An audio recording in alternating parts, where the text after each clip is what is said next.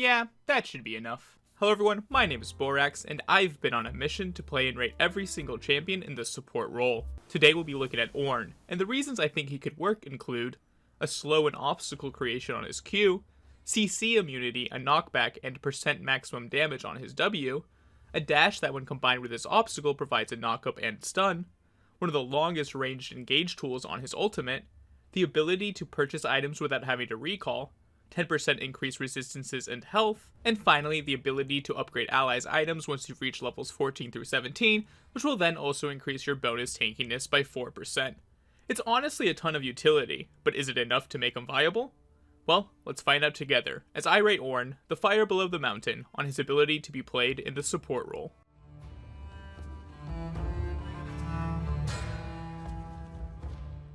Now, I usually try to always invade at least once with every support that I try out, but sadly I didn't get to on Ornn, and I wouldn't really recommend it either. You are a turbo scaling pick as you get extra benefit from items due to your passive and having the potential to upgrade allies' items as well. If your team is adamant about wanting to invade though, Ornn isn't too bad if you see someone near a wall and you can use your E to ram into it to knock them up. The biggest problem with this play though is Ornn's short range on his basic abilities and how slow he is at using them. So unless the person is AFK or CC'd already, you won't be able to hit them. I will give Ornn a B for invading, and it's more based on his ability to defend against an invade, as if people walk up into a bush that you are stacking, you will have a better chance of using your E to knock them up there. Ideally though, you just want to chill level 1, and you'd rather start Q or W in most cases. Now let's talk about laning, where I like to judge a champion based on 3 categories: poking, peeling, and all-inning. Most tanks have pretty poor poking, or PPP for short. If tanks were chunking you out while being hard to kill in return, that would be imbalanced. You can poke on Ornn a bit with your Q, which isn't the most mana intensive and does about 2 autos worth of damage, but so short range that it's not worth it most of the time. You still want to usually take this ability first in most lanes, as you can hinder people who are trying to poke you by throwing the Q in their face, which will slow them down and help you maintain your space.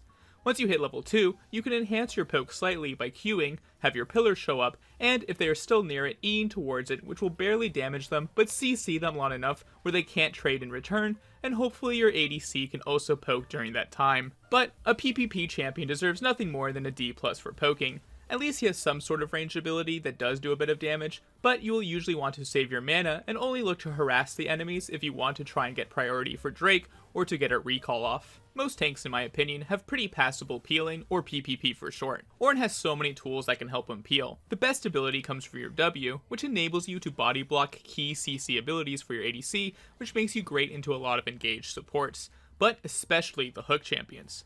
Now, I'd love to show you a bunch of clips of me ignoring hooks with my W, but A, I'm not good at Ornn, but more importantly B, everyone just keeps playing lame-o enchanters in my recent games. Ornn is also surprisingly tanky, even early on, especially with the Guardian rune, so if the Nidalee thinks you are a free kill, you can kill her instead and also lose 0 health in the process. Now you might notice I'm talking a lot about saving yourself here, and that's because I'm delaying having to admit that when your team gets engaged on, it can be quite tricky to peel for them, as you have to set up your Q pillar before you can knock anyone up with your E, and if they are wailing on your carries, it will be too late for you to save them.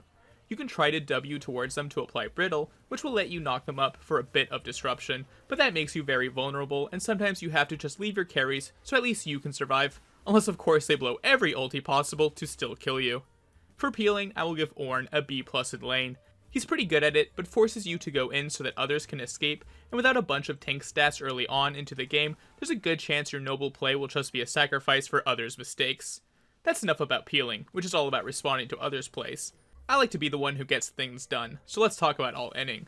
Most tanks have pretty prime pengage, or PPP for short, and Ornn is no exception. The more I play League of Legends, the more I realize that people are terrible at the game and don't realize that you hit level 2 after the first wave and 3 melee minions. If you can, you want to try and be the first ones to hit that threshold by saving your Relic Shield proc for the 2 melee minions with more health in the second wave, which will execute them and you can get that level up. Once you hit it, you immediately want to look for an opportunity to use your Q to set up your E knockup so that you can chunk out the enemy and maybe even force out some summoners, giving you a huge advantage in lane. There will be plenty of times where you don't get level 2 first, however, and in that case you just want to step back and play safe till you can get it and then wait until your Rammus randomly decides to do a super cheesy gank so that you can get an early kill that way. Truthfully, you shouldn't be getting a bunch of early kills as Ornn, as your engage range pre-level 6 is quite pitiful and slow to set up, but the advantage of playing off meta is people not really knowing what you do, so if you can get a full combo off, you actually do an insane amount of burst with your percent health damage from Brittle and W, which will really catch people off guard. Now I don't know why Jins keep being the ones who are confused by Ornn, but I'm not going to complain if they keep letting me kill them. Ornn is also a great pick for tower diving, as you can start the play off and then use your E to get out before you die. It's time to finally talk about the best reason for playing Ornn Support, which is his ultimate ability. It's like having a super long range Malphite ultimate that's harder to land, but if you do, it's super impactful, and thankfully the first charge slows enemies, which makes it easier to land if they don't have a dash. Watching opponents panic as they try to juke the first part, only to walk closer to you so that you can hit the important knockup and stun, is so satisfying. It becomes a psychological terror where they flash at the mere sound of the Ornn horn, which only means they are easier to kill under their tower if they are foolish enough to stay around. For all ending in lane, I will give Ornn an A rating. Pre-level 6, it relies on enemies being bad as the engage range is just too short to usually catch up to people unless they are dumb enough to stand next to walls or your pillar, of course. If you also fail an engage by going in before your pillar is set up, there's a good chance you just die. But post level 6, it's almost always a guaranteed double kill if the enemies are at all pushed up, and your early game gank and jungler can spare a second from farming his Krugs. Now that we've talked about Ornn's laning prowess, let's talk about the matchups that he might have to face. If you follow this channel, then you know I disdain Morgana and would say that she is the League of Legends equivalent of your phone screen cracking after you throw it across the room because you can't dodge a binding to save your life. Morgana is indeed a tricky opponent, as her spell shield can make someone ignore your powerful ultimate, and I'm honestly not sure if you can stop her binding from working if you W. I'm guessing you can, but it would have to be very well timed. Another huge counter is Braum. In lane he might not be that bad, but he can single-handedly stop your ultimate with his shield, which sucks for you. Yuumi is also another counter, as she can probably zoomy people out of your ulti, and she scales even harder than Ornn does, and you won't be able to punish her.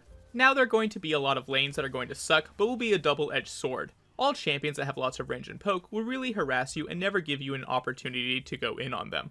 But a lot of these champions are immobile later and will be easier to hit with your ulti, so as long as you don't get super behind, you can beat them up later on. A nice thing about Ornn is that while they may keep you under your tower, at least you can use your gold to buy items while being trapped, and will have points where you'll have an item advantage. Nautilus and Leona are two champs with lots of CC that can overwhelm your W immunity and prevent you from using your ulti if they use their ulti. Then we have a bunch of champions that are pretty in lane and will come down to who can play the game better, as they can't really kill you and you can't really kill them unless they mess up. Some champions that will actually be Ornn favored include Blitzcrank, Thresh, and Pyke, as you can ignore their main CC tool, rendering them kind of useless. Any Ornn mirror matchups will be a piece of cake, as you have all of the great knowledge from this video, and hopefully they are trolling. Finally, we have a bunch of champions in the who plays these guys even tier, as I haven't seen them in so long, but I also think they would be rather stalematey.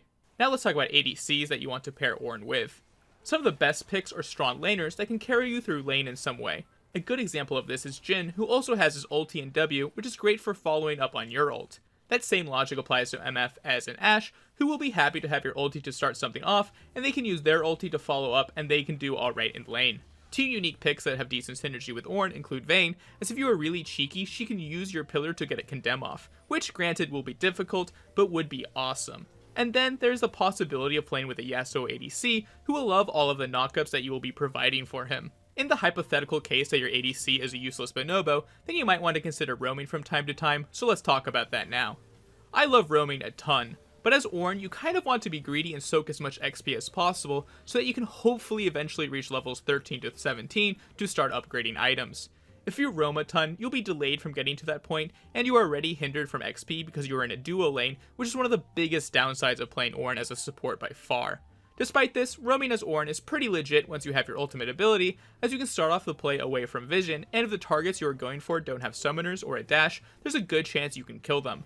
He's also great at fighting around the jungle, as there are so many walls for you to get your E knockup off. But again, without his ult, his low range, and long time to set things up, he is really limited in his ability to gank a lane properly. For roaming, I will give Ornn a B rating. Pre-ulti, it's usually not worth it, but post-ulti, it's time to shine.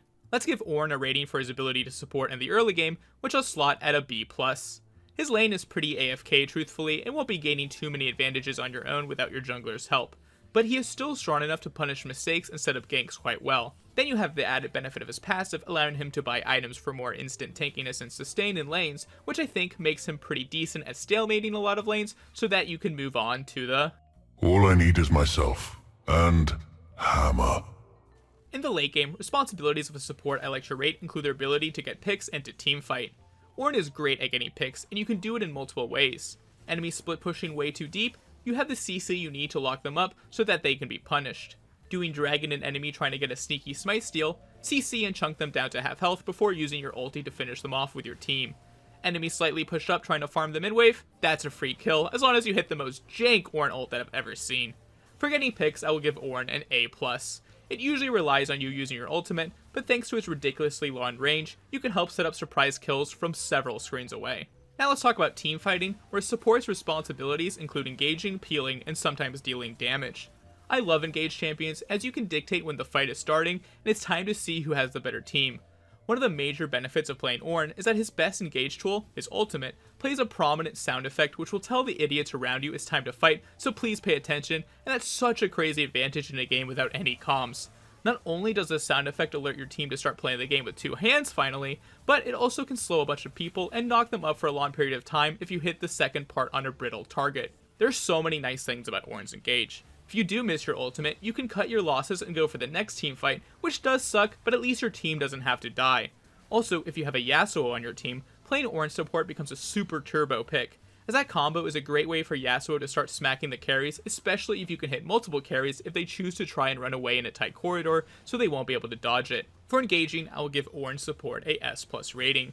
You can single-handedly win a teamfight if the two teams are even and you can hit your ultimate on the enemy's carries, because then you can use the rest of the CC in your kit to either further prevent those carries from playing the game, or to stop the enemies from killing you in return with your peel capabilities. Like here, I'm able to get the fight started by ulting onto the Nico, and then when the enemies try to return the favor with their inferior Malphite ult, I use my Guardian Shield, Locket Shield, and Passive to save the Vayne, who's actually my buddy, and if he's watching this video, here's your shout out, thanks for the carry. With Ornn, you are tanky enough to be a waste of time for the opponents to hit you, and you have the CC to turn the fight and let your carries get those kills. For peeling, I will give Ornn Support a S-. Tons of tankiness and CC will make you great at keeping carries alive from bruisers, but his kit can be a little slow to get going if you're playing against a fit hyper carry or assassin, as none of your CC is instant CC if there are no obstacles nearby. When it comes to dealing damage, Ornn is surprisingly effective against people who will let you get your W and brittle proc off, as both are doing % max health damage, which is nothing to sneeze at. For dealing damage, I will give Ornn a S+. I mean, look at how easily I one-shot this Gragas, who tried his best to fight back. But in most other cases, I think a B rating is actually fair, as he can still do some damage while still building full tank, and that's useful in the support role. Before we look at Ornn's overall ability to support, let's take a look at the runes and items that I would recommend. For runes, I think the best option is Guardian, as it will give you the most survivability in lane and really benefit your peel in the long run. For the rest of the tree, I took Font of Life to heal allies, Second Wind to help you sustain poke, and Unflinching to give you more tenacity. For the secondary tree, I think Biscuit Delivery is pretty good to help you sustain in lane, so that you don't need to back and can use your passive to buy items even better. Then, either Time Warp Tonic if you think you want to scrap early on, as the instant healing burst is quite nice, or Perfect Timing if you're looking to make some nice outplays. For your gold income item, I would take Steel Shoulder Guards, as you have no AP scaling outside of your ult. Then you want to go for your boots, and for once in my life, I'm not going to recommend Ionian Boots of Lucidity. Shocking, I know. But you'd be wasting that 10% bonus from resistances with that item, and plated steel caps and mercury treads are really good options in many games based on the enemy team comp, so I'd go with those. In terms of Mythic, the one I like is Locket to help your team survive bursts, and you usually want to be sticking pretty close to your ADC while playing Ornn Support, as you don't need to look for flanks because of how your ult works. Because you will be close to your ADC, buying a Knight's Vow is a strong option to help keep them alive and give you a bit of healing, and you can be a bit cheeky early game and buy a Rejuve bead during lane if the enemy has poke that you want to try and sustain through, and will then turn into that Knight's Vow. The next item I usually built was a Thornmail, as you proc its passive easily with all your CC, and you can buy a cheeky Bramble Vest during lane to reduce enemy healing, which isn't bad at all. Usually by now the game will be over and you won't have more gold to spend on items, but if the game is dragging on, you will actually be delighted, as that means you can finally upgrade your item at level 13. If the game carries on after that, you can then start upgrading the items of those around you, and this is the moment where you can say screw you to your ADC and upgrade him last because he was an absolute prick to you during lane. Now that we've talked about the runes and items, let's give Ornn an overall rating for his ability to support, which will slot at a S-. If his early game was any better, or if he was capable of reaching that level 13 threshold more consistently, then I actually think he would be a S+ in meta support, but despite these shortcomings, he's almost there. Would I recommend you play Ornn Support? Oh, 100% if you have a team that wants to scale and concentrate on fighting mostly around 3rd Drake and never really before. Ornn is a perfect complement to such a team because if the game drags out, those Ornn upgrades are super nice to have, and his ultimate is such a powerful tool once he has it online. If the enemy picks one of those champions that can punish the pick though, or you have a super weak laning ADC, then it's not ideal as that's just a recipe for disaster. When should you pick it? If the enemy is playing a support you can counter with your W or ignore in general, and they have more immobile characters and champions that can avoid your ultimate, then Ornn is a turbo pick and one I will definitely be utilizing in my ranked flex and clash games down the line. He's also so great with a Yasuo that if you can encourage one of your solo laners or even your bot laner to pick that champion, you can enable him crazily well with all the knockups you have, and because Yasuo scales well into the late game, is even more of a match made in heaven for a scaling comp you want to be playing. Well, thank you guys so much for watching. If you enjoyed this video and would leave it a like, that would be amazing. And if you'd consider subscribing, that would make my day. Again, thanks for watching, and I want to wish you good luck and have fun if you're playing Ornn Support. You will probably need it.